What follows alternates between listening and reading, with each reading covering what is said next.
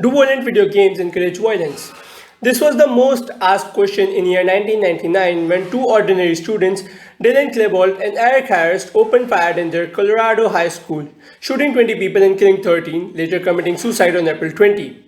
Later on, the media revealed that Harris and Klebold played a lot of violent video games including Wolfenstein 3D, Doom, and Mortal Kombat. Since early 2000s, there has been a debate on positive and negative aspects of video games on children's brain. Academic research has examined the links between video games and addiction, aggression, violence, social development, and a variety of stereotyping and sexual morality issues. A study reported in the journal Psychological Sciences in 2001 concluded that children who play violent video games experience an increase in physiological signs of aggression. When someone plays violent video games, their blood pressure and heart rate increases, and fight or flight hormones like adrenaline flood the brain. Video games, since their inception, has been the subject of concern due to the depiction of violence they may contain, which have heightened as the technology behind video games improved the amount of visual details and realism of games. Video games are often seen as a possible cause to violent actions, notably in the aftermath of the 1999 Colombian high school massacre. As portrayal of religion seems as a serious topic, video games are considered entertainment. As such, the use of religion and religion motifs in video games can sometimes be controversial. For example, Hitman 2 Silent Assassin 2002 sparked controversy due to a level featuring the killing of Sikhs within a depiction of their most holy site, the Golden Temple. And regarding the portrayal of gender, some scholars have expressed the concern that video games may have the effect of reinforcing sexist stereotypes.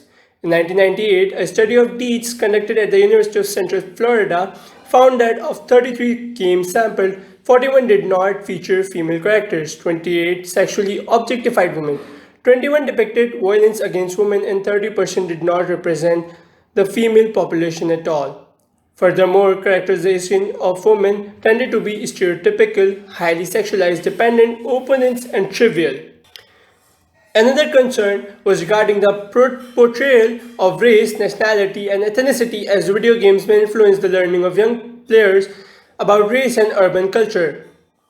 The portrayal of race in some video games, such as the Grand Theft Auto series, Custer's Revenge, and many more, have been controversial. The 2002 game's Grand Theft Auto Vice City was criticized as promoting racist hate crime.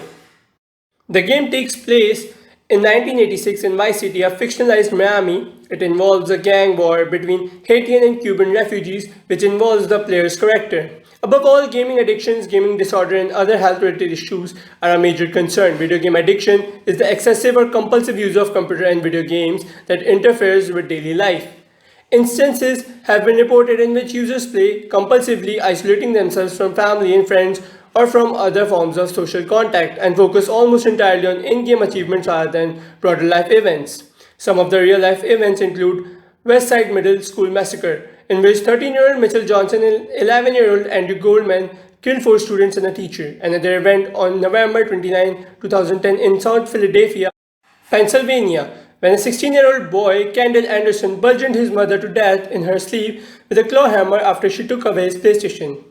As per all the evidences, lawsuits, studies, and real-life incidents, we can finally conclude that more or less, and somewhere or another, teenagers and youngsters are influenced by violent video games, leading to addiction, aggression, and in some cases, criminal activities. The change might differ from person to person, but it occurs, and in some cases, it might even lead to massacres. I would suggest that the companies producing such content should mark some boundaries when designing something violent. We don't know who might get influenced by it and pick up a gun.